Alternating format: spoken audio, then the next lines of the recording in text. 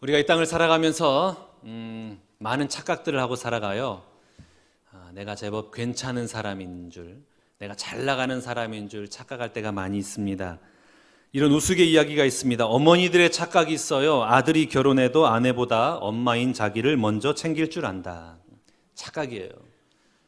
아들을 떠나보내면 이제는 더 이상 정을 주지 마십시오.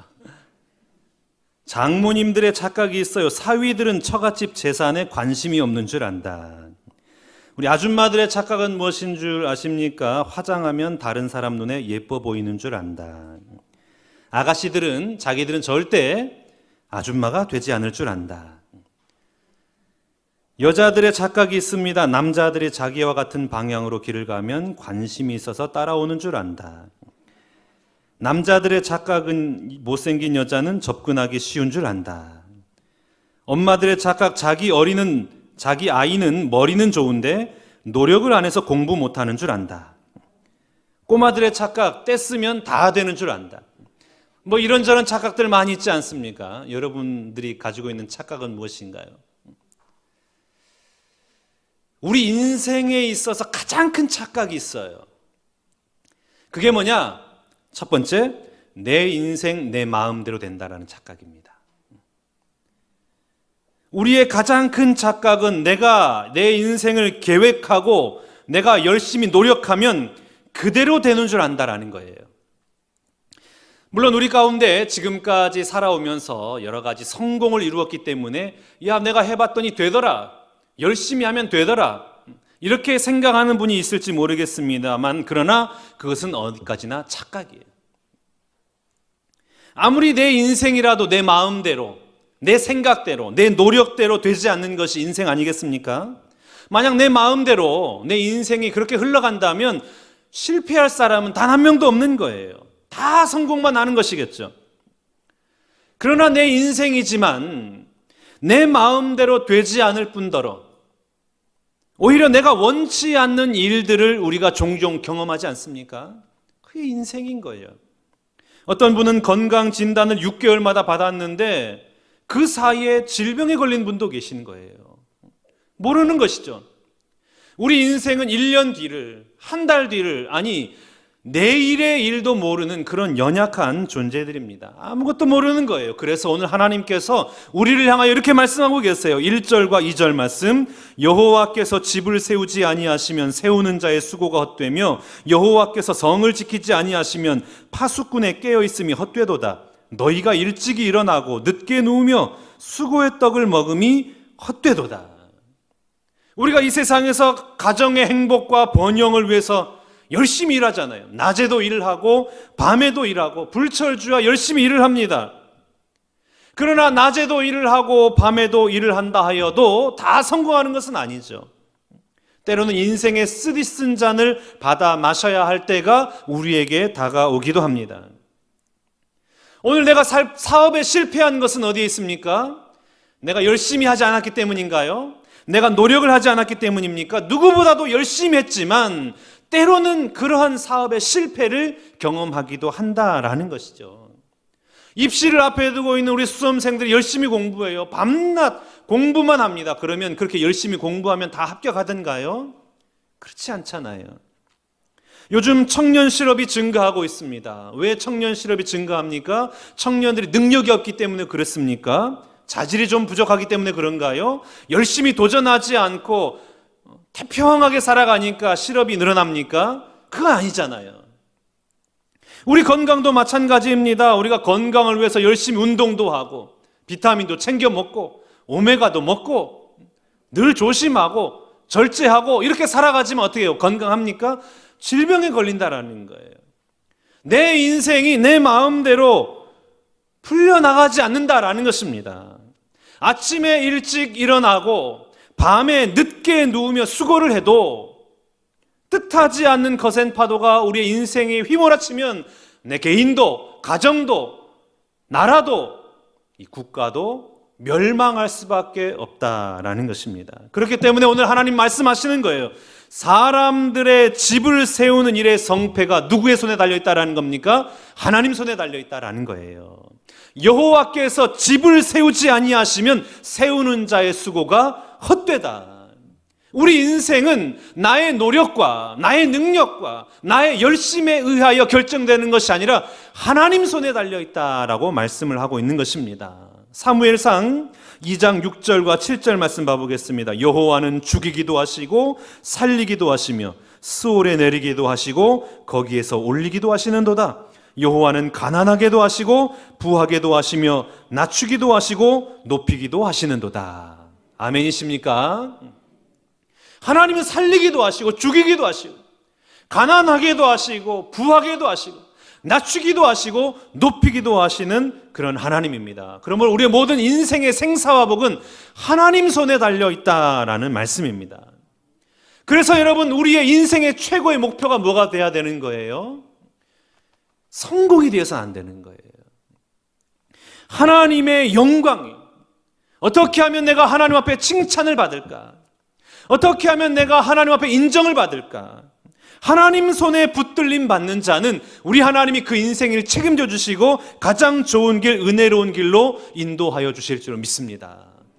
여러분, 우리가 왜 잠을 못 자요? 왜 밤을 지새우면서 살아갑니까? 고민하니까. 염려가 있잖아요. 이것을 해도 안 되고 저것을 해도 안 되고 고민이 있으니까 잠을 못 자는 거예요. 밤새도록 일을 하잖아요. 내가 밤새워서 일을 하지 않으면 내가 망할 것 같아요. 내가 루저가 될 것 같아요.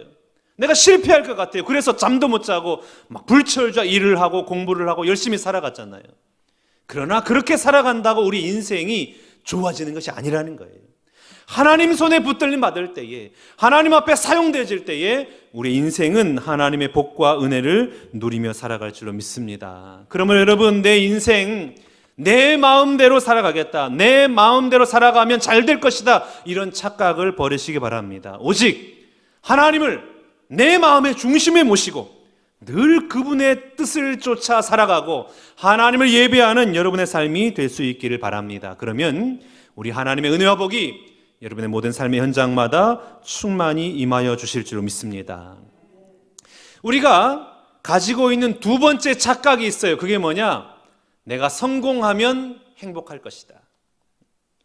내가 성공하면 나는 그래도 인정받고 행복할 것이다. 오늘 시편 127편을 기록한 사람이 누굽니까? 솔로몬이에요. 솔로몬이 누구예요? 온갖 부귀영화를 다 누린 사람이 솔로몬이잖아요. 태어날 때부터 왕자로 태어났어요. 다윗을 이어서 이스라엘의 왕이 되었습니다. 최고의 부자예요. 어느 누구도 따라오지 못할 엄청난 지혜를 소유한 사람, 최고의 명성을 누리고 있는 사람이 바로 솔로몬이었습니다. 세상의 모든 향락도 누려봤어요. 가질 것 다 가져봤어요. 누릴 것 다 누려봤어요. 그래서 모든 사람들의 선망의 대상이 바로 솔로몬이었습니다. 솔로몬만 바라보면, 야, 나도 저런 사람처럼 살아가고 싶다, 나도 하루만 저렇게 살아가고 싶다, 이렇게 말할 정도로 모든 사람이 솔로몬을 추앙했습니다. 그런 솔로몬이 뭐가 부족한 게 있겠어요? 거칠 게 뭐가 있겠어요? 그 솔로몬이 성공을 향하여, 성공에 관해서 말한 고백이 있습니다. 그 고백이 전도서 1장 2절 말씀입니다. 전도자가 이르되 헛되고 헛되며 헛되고 헛되니 모든 것이 헛되도다. 그 모든 성공이 결국엔 봤더니 헛되더라. 1장 2절 말씀에 헛되다라는 단어가 5번이나 반복되잖아요. 1장에서는 총 6번이 나오고 2장에서는 7번이 헛되다라는 단어가 나와요. 이 헛되다라는 단어는 히브리어로 헤벨이에요. 헤벨이 뭐냐? 입김이에요. 입김. 쌀쌀한 겨울에 입김, 하얀 입김이 나오잖아요. 그 입김이 얼마나 가던가요? 나오는 즉시 사라져버리잖아요. 인생이 그와 같다라는 거예요. 허무하다라는 거예요.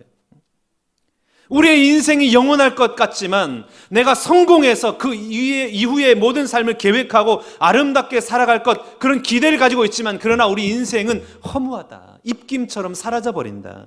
그래서 전도서 2장 11절 말씀에 이렇게 기록하고 있습니다. 그 후에 내가 생각해 본즉 내 손으로 한 모든 일과 내가 수고한 모든 것이 다 헛되어 바람을 잡는 것이며 해 아래에서 무익한 것이로다. 무익한 것이래요. 모든 것을 누려본 성공한 사람 중에 가장 최고의 성공을 이룬 솔로몬의 고백이 뭐냐? 헛되더라, 무익하더라. 우리도 그렇잖아요. 뭔가 이룬 것 같았는데 나중에 보면 손에 잡히는 것이 아무것도 없잖아요. 그래서 우리 하나님의 사도 베드로를 통하여 이렇게 말씀하십니다. 베드로전서 1장 24절. 그러므로 모든 육체는 풀과 같고 그 모든 영광은 풀의 꽃과 같으니 풀은 마르고 꽃은 떨어지더라. 인생이 아주 짧더라. 그런데 그 인생 속에 있는 영화는 더더욱 짧더라. 권불 10년. 인생의 허무함을 말하고 있는 것 아니겠습니까? 누가복음 12장을 보면은 부자 이야기가 나와요.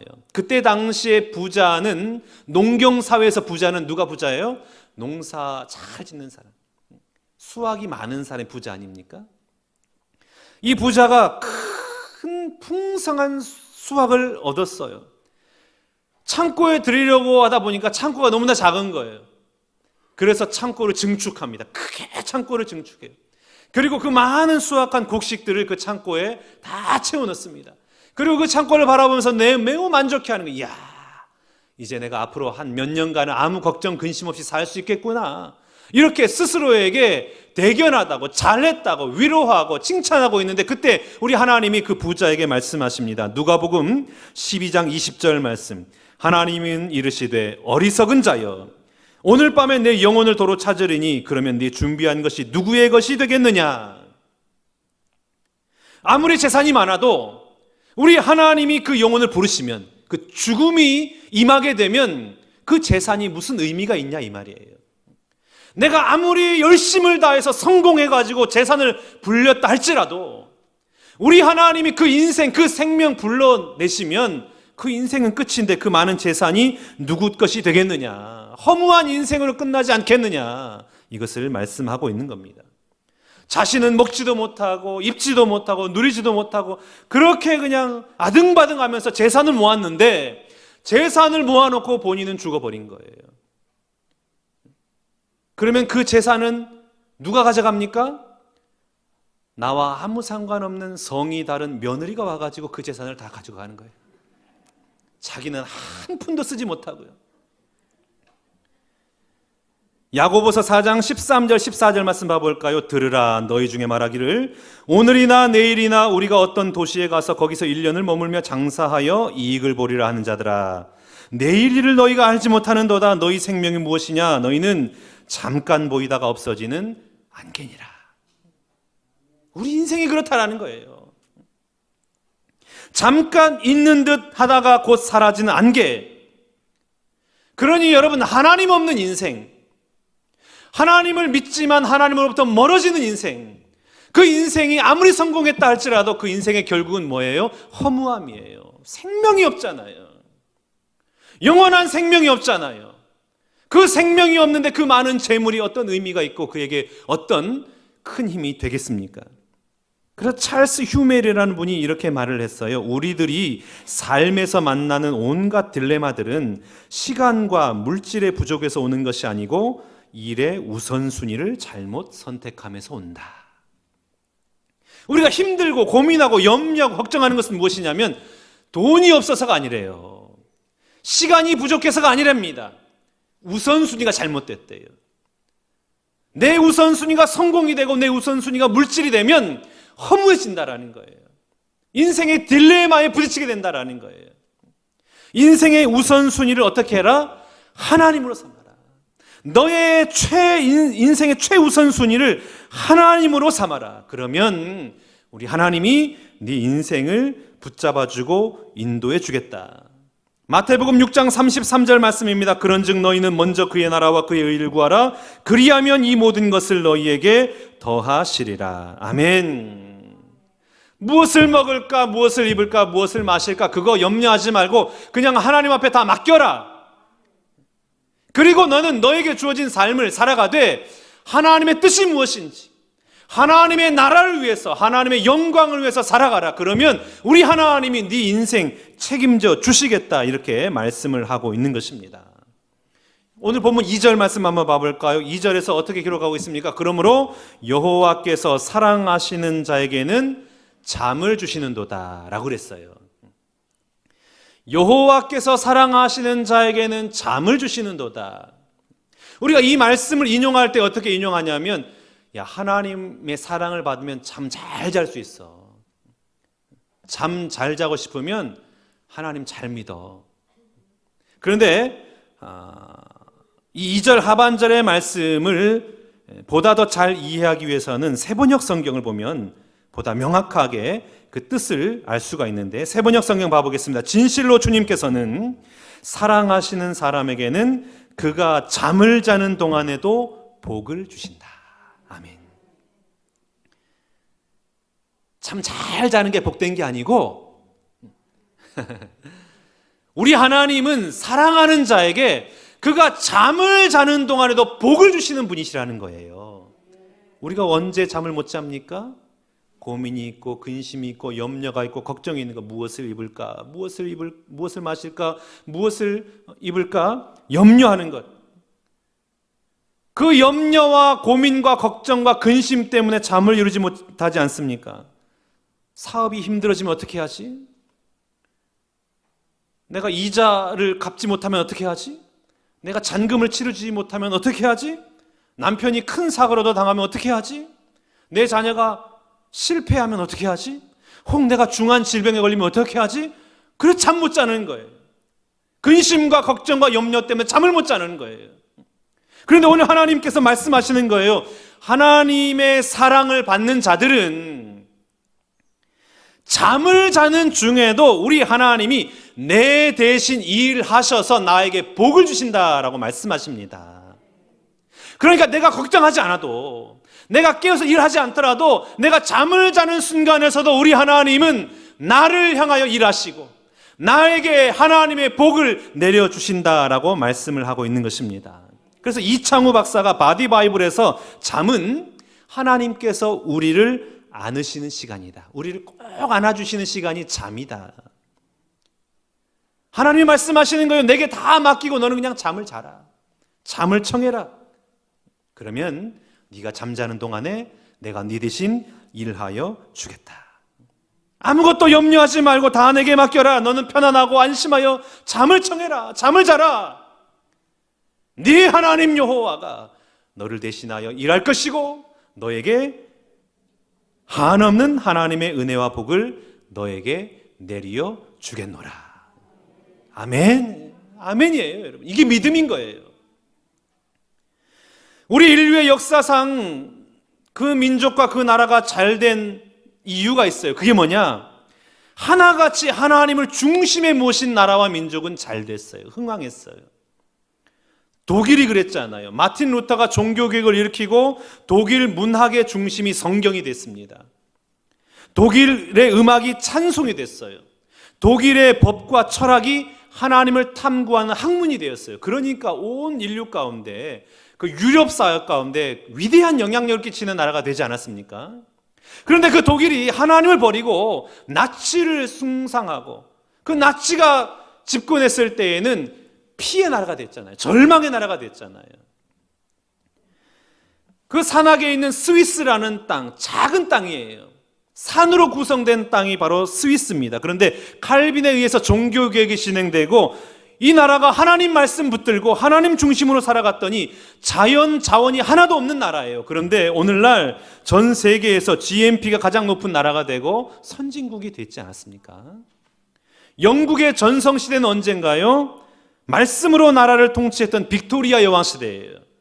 이 빅토리아 여왕은 하나님의 말씀을 붙들고 하나님을 예배하고 하나님을 찬미하는 일을 가장 기뻐했던 여왕이었습니다. 그가 통치하는 영국의 그 나라, 그때에 해가 지지 않는 나라가 바로 영국이다 그랬잖아요.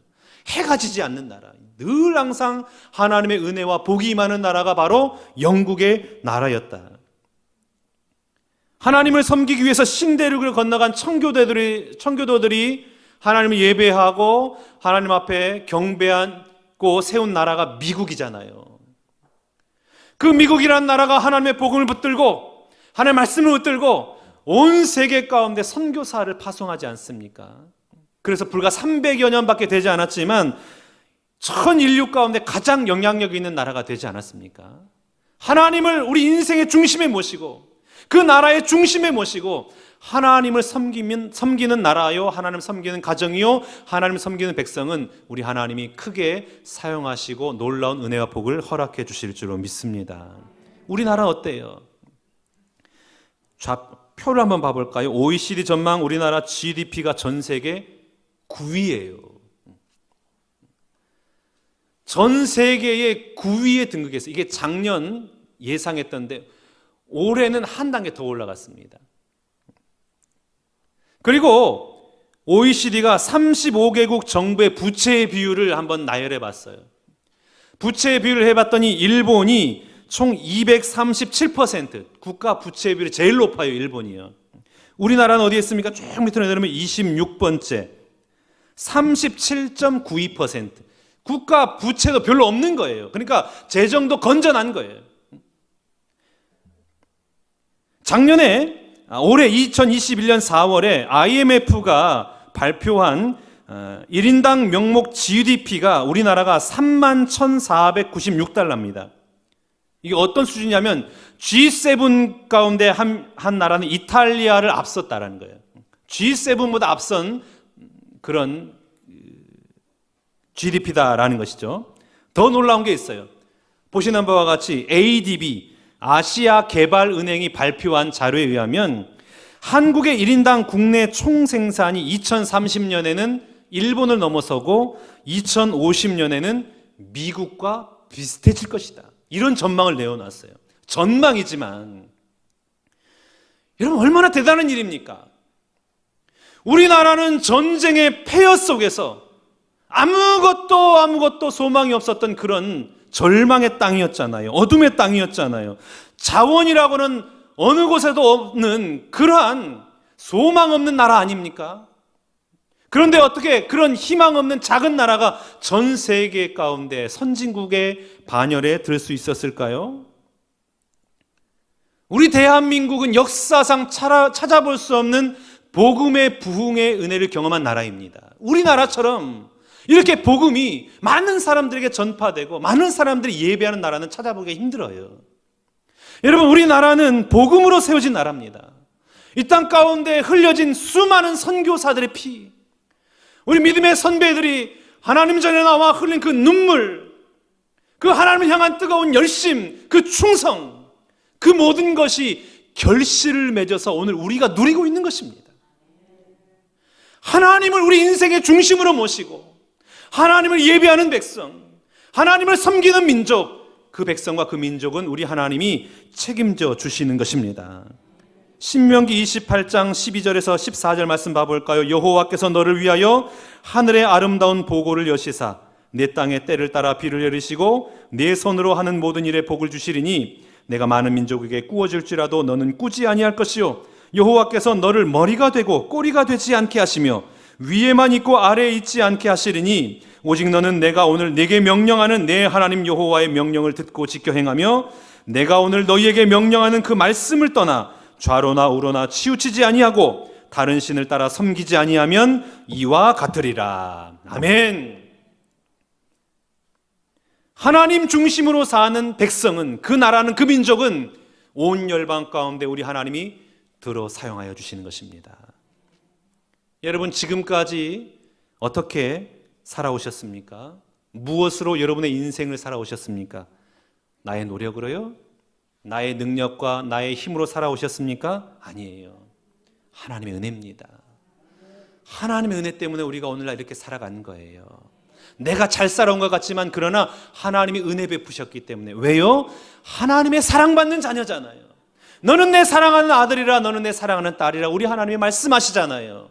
하나님이 사랑하는 아들과 딸은 어떻게 한다고요? 우리가 자는 중에도 하나님은 복을 주시는 분이십니다.